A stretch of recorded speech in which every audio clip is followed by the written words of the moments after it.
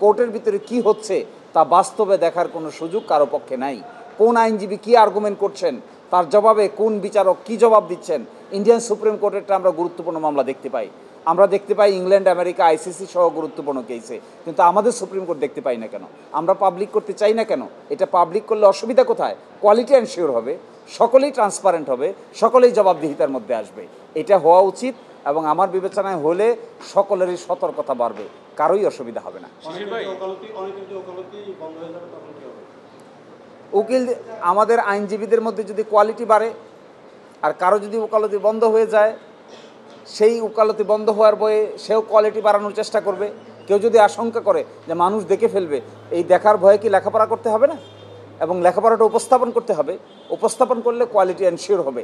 People adjudicate করতে পারবে যে কোন আইনজীবী কী কথা বলেন আর তার রেসপন্সে কোন বিচারক কী কথা বলেন।